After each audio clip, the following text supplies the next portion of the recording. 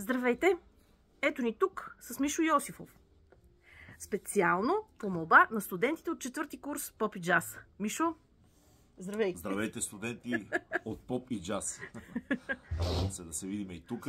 Ние се виждаме редовно по нашите концерти и лекции. А сега моята приятелка Ирина ме помоли да ви разкажа за следващия ни концерт, който ще направим след. В момента е 3 часа и 20 минути. В 4 часа ще започне този концерт. Той е с музиката на едни от най-великите джаз музиканти на 50-те и 60-те години. Фреди Хъбърт, Джо Хендерсън. Те са всъщност по-широк диапазон от години са живяли. Jazz Messengers, една от групите, които определят джаза като такъв. Много дълго съществувала. През нея са минали сигурно стотици музиканти джазови. Големите имена на джаза, всичките са минали през тази група. Та ние ще засегнем техния репертуар. Той е огромен, затова ние ще успеем да изсвирим само 6-7 парчета от техния репертуар. Но смея да кажа, че това са едни от образците на джаза, които на времето, когато аз съм харесвал джаза и съм се влюбвал в него, това са били едни от поводите аз да се влюбвам в тази музика. Това е епохата на така наречения хард боп. Хард бопа тогава се развива 50-60-те години. Това е една естетика в джаза, която връща повече африканското начало в джаза. Джаза е хибридна музика между класика, европейска музика въобще да. и африканска музика. И тъй като дълго време има борба между това дали е по-бяла или по-черна музика, в един момент в хардбопа повечето неща, които се случват вътре, са под влияние на африканския корен и на блуса до голяма степен. Много красива музика. Въобще много красива музика се е създала. Това, значи, човечеството е създало купища тонове красива музика и ние имаме късмета да имаме от джаза. Той пък се е състоял в едно време, когато се е записвали тази музика. Освен, че може да го видим на ноти. Това е най-големия късмет. Огромен късмет да чуем образците на джаза, така както са били наистина на живо. Както са звучали тогава, наистина. И за нас това е радост винаги и вълнение да изпълняваме тази музика, защото освен сме я видяли, сме я чули и ни е развълнувала истински и сега ние се стараем да развълнуваме хората по същия начин истински. Успявате! Успявате! Дай Боже! Аз се радвам, че има последователи от по-младото поколение, които вече започват да подхващат следващата интерпретация. Защото музиката няма сетивно достъпен авторски оригинал. Т.е. партитурата не е такъв оригинал. Тя е само рамка. И оттам нататък всяко прозвучаване е съответен оригинал и ще е много интересно те как ще го претворят.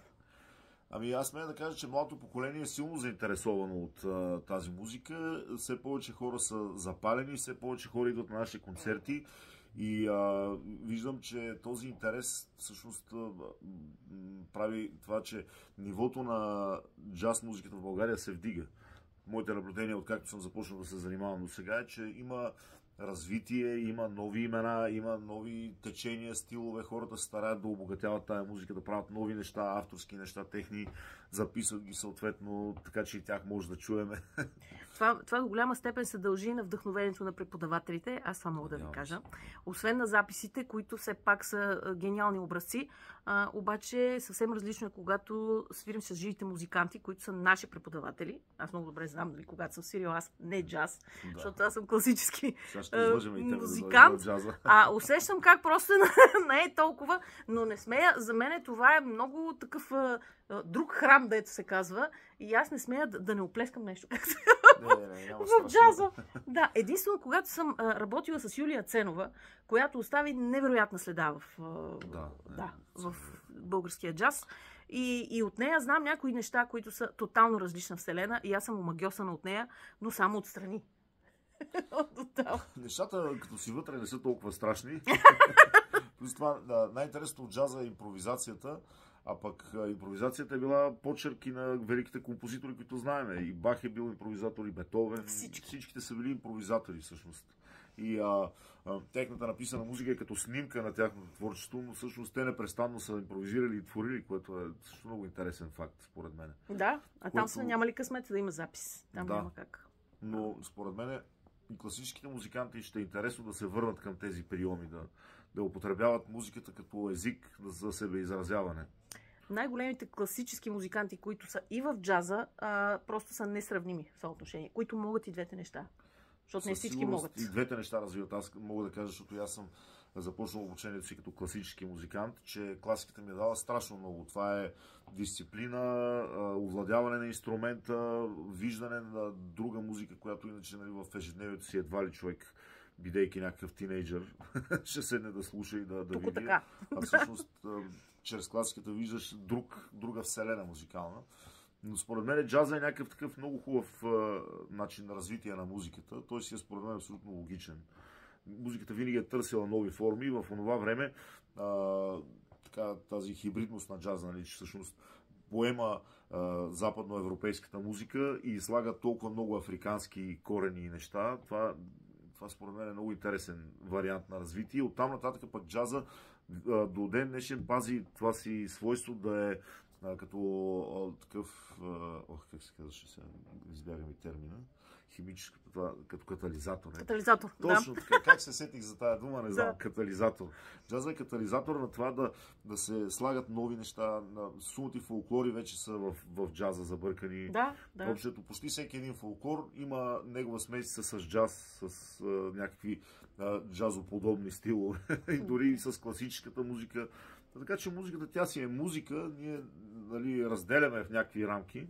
Дюк Елингтън има хубава мисъл, казва, музиката била два типа. Едната е хубава, а другата от другия тип. Това не го знаех.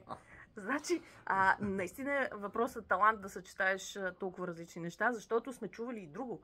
Когато има опити за съчетаване на фолклор с класическа музика или с джаз, и не се получава. Значи, не винаги се получава. Експериментът е тънък. Да. Не се знае какво ще се случи никога, но човек, ако не пробва, нали, естествено, проваляш се, пак пробваш, пак се проваляш и така, докато в някакъв момент вземе, че излезе нещо интересно. И затова е уникално всеки път, наистина. Така че, колеги, няма какво повече да се каже по тази тема, защото всичко е импровизация. Всичко е импровизация, обаче стабилната основа, както казва Мишо, просто тя не може да се пропусне. Не трябва да се пропуска.